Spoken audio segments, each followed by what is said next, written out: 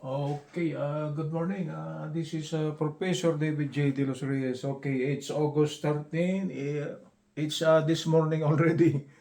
It's 7 o'clock a.m. Sunday, August 13. This is Professor David J. De Los Reyes. Okay, I will be continuing my discussion on long video format discussion on the subject matter college algebra. I am finishing all the topics on my college algebra, and I am now on lesson number, this is lesson number 30. Okay, we are running smooth. So for those of you who are following my college algebra discussion, this will now be lesson number 30. Okay, let's proceed. Subject matter for this morning will be college algebra, lesson number 30, and the title of the topic will be exercises on radicals. So meaning to say, we perform an indicated operation, or we could be solving a radical equation. Because the next topic after this will be one of the most interesting topics on college algebra, that is quadratic equation. That will be maybe lesson number 31. But for this lesson 30, we are finishing the topics on radicals before we will go with the so-called quadratic equation. Okay, let's proceed. Exercises, right? So I will give you two exercises for this lesson. And example number 1 will be perform the indicated operations or operations. We are given the radical expression, the quantity, the cube root of t plus 1 times the quantity, the cube root of t squared plus 4, the cube root of t minus 3 close quantity. The problem is asking that we will multiply the first term is a binomial term. The second term is not a binomial, it's a 3 term. So it is more complicated than the first one. And the problem is asking, we just perform the indicated operation. So the operation is supposed to be multiplication. Okay, let's proceed with the solution.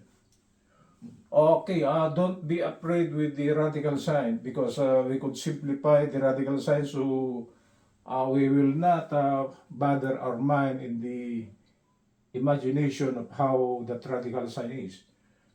I will change this radical sign. I want to eliminate this radical sign, and I will be using the laws of exponent. The cube root of t can be written as t raised to the 1/3, right? That is using fractional exponent. This is plus 1 times the quantity. The cube root of t squared can be written as t raised to the 2/3. Okay? Next one. For the cube root of t can be written as 4 times t raised to 1/3. Cube root of 3 is just t to the 1/3. Why this is 2/3? Because the power of t inside, the power of the radical inside is actually 2. So this will be 2 times 1/3, or this will be 2/3. Okay? I will repeat it. The cube root of t will be t to the 1/3, this is plus 1, times the open quantity, t raised to the 2/3, equivalent of this, plus 4t raised to the 1/3, minus 3 close quantity. So actually, so I will not bother my mind with the radical sign. I will change the form. Okay? So after changing the form of the given radical expression, it is now in terms of a fractional exponent. So if I will try to simplify, I will be using my knowledge on how to simplify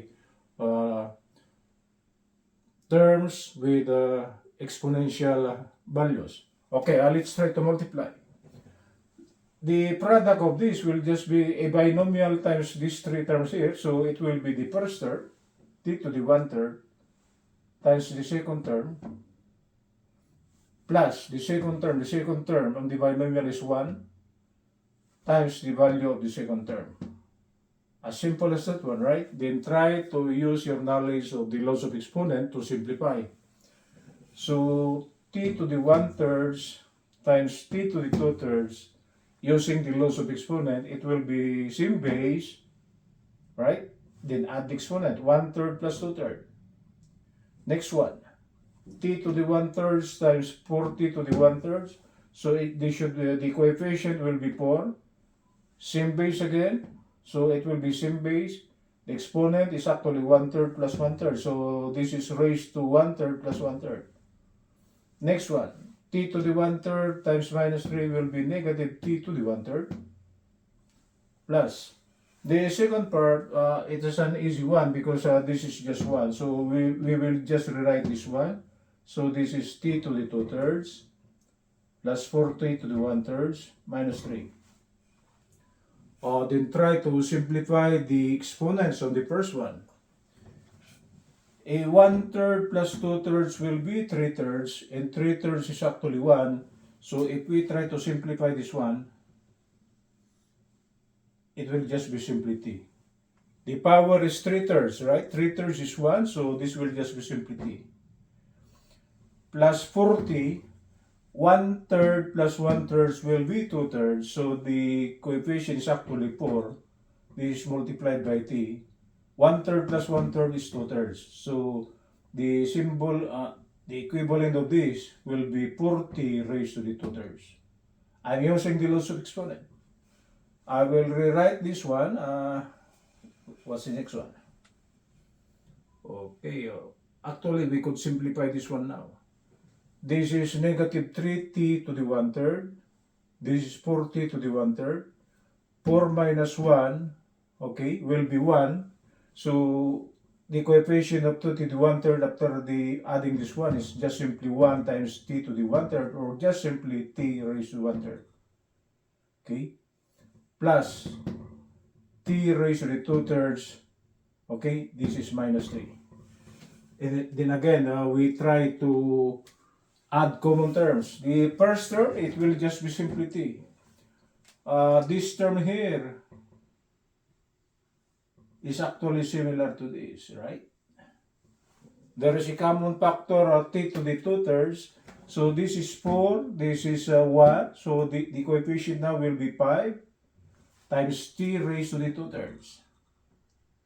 Okay, the exponent is 2/3, exponent 2/3, they are similar, right? So 4 plus 1 will be 5t raised to the 2/3 plus t to the 1/3 minus 3. So the final answer will be t plus 5t raised to the 2/3 plus t raised to the 1/3 minus 3. That will be our final answer. Okay, so don't be afraid with the cube root sign to eliminate your nervousness on that one. Try to change the form, okay?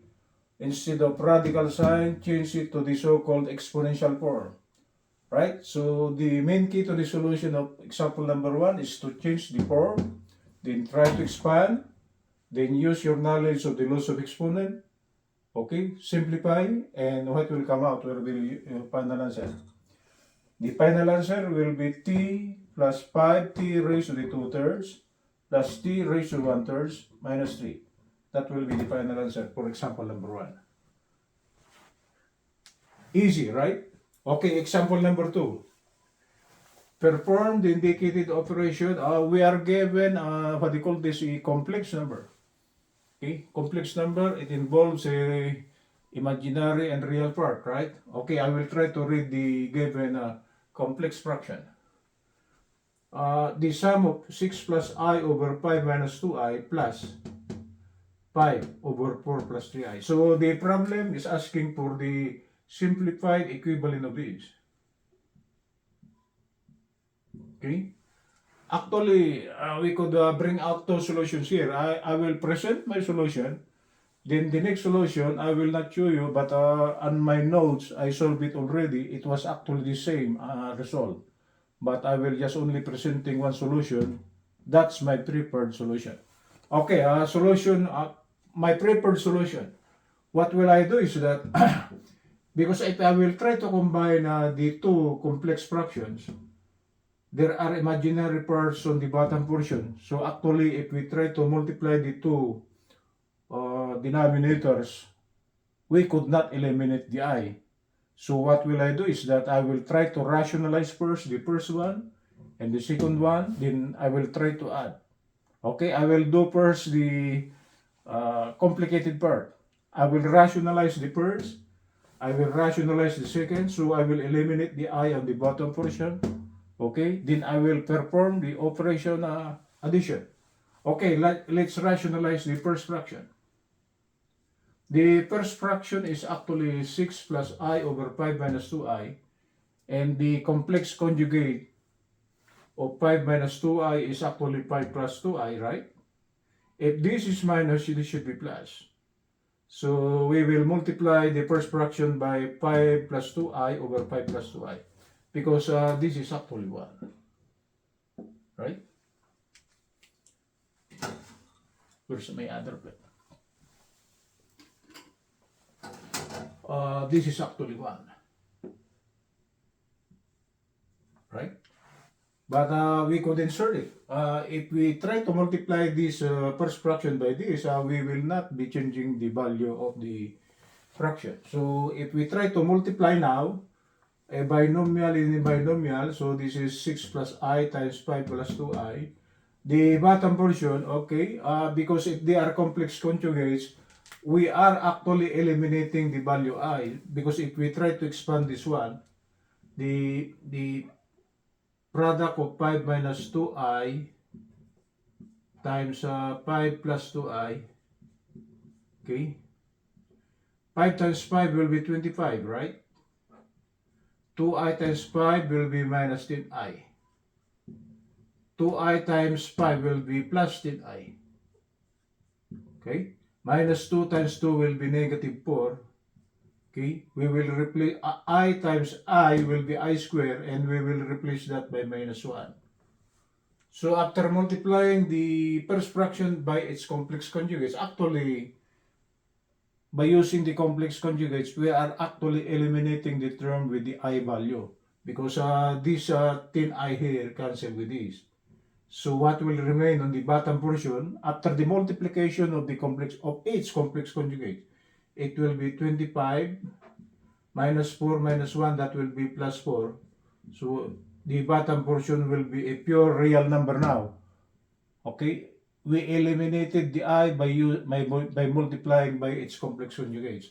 So if we try to expand the numerator, okay, it's a little bit expansion. We are expanding to binomial, right?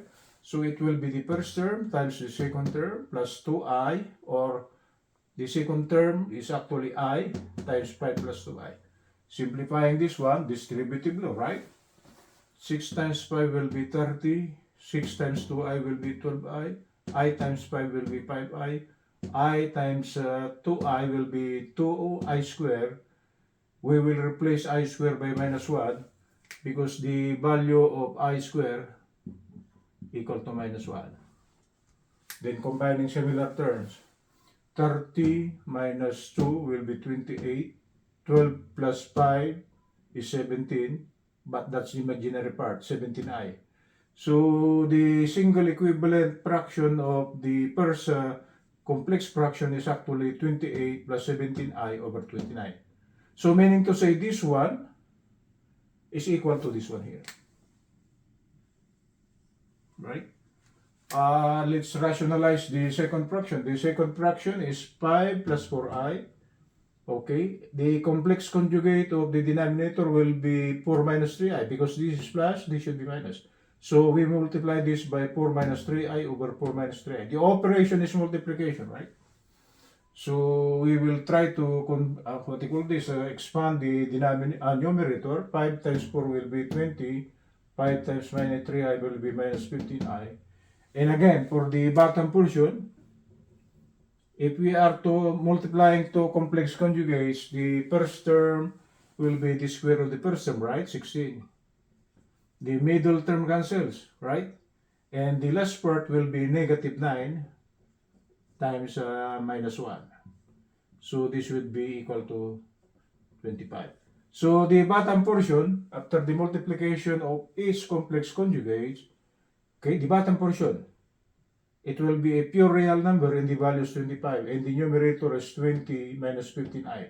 So this will be the equivalent of the second fraction. Okay, so I will go back now to the given original complex fractions. Okay, I rewrite them. Okay, then I will try to substitute the computed equivalent of fraction number 1. Then I will substitute the computed value of complex fraction number 2 without the I at the bottom, okay? Because I rationalized them already. So if we try to, what you call this, combine this one, we are adding two fractions with different denominator, okay? Like what's coming out on short videos, okay? We are adding two fractions. We use the butterfly method. We take the product of this, right? It is this. Then we take the product of this, should be this. And the resulting denominator, we multiply 29 times 25. Right? The butterfly method ensures videos. We are saturated with that one. So you should have mastered that one already. Then try to distribute. 25 times 28 will be 700. Say 25 times 17 will be 425. Multiplied by I. 29 times 20 will be 580. 29 times 15i will be negative 435 with an I. Okay, all over 725. Combining similar terms, 700 plus 580 is 1280. 425 minus 435, they are both imaginary, right? So it should be negative 10 times I. And the resulting denominator will be 725. We try to distribute the common denominator for both the first and second term. So the complete value of the real part is actually 1280 over 725. That will be the real part. And the imaginary part is the ratio 10 over 25 multiplied by I. That will be the final answer. Okay, second solution. But I will not be presenting the second solution. What I did is I did it on my notes and I try to simplify. What you will do is try to, what you call this, rewrite 6 plus I over 5 minus 2I, right? Plus 5 over 4 plus 3I. Okay, equal to. What you will do is that perform the operation immediately. If you are brave and you know how to simplify a long simplification, I just do it. You try to multiply this one. Okay, so this will be 6 plus I multiplied by 4 plus 3I. Okay, the product of 5 times, this is plus 5 times 5 minus 2I all over. The product of the common denominator will be the product, right? 5 minus 2I times the quantity 4 plus 3I. If you are brave, try to expand this one, but take it easy.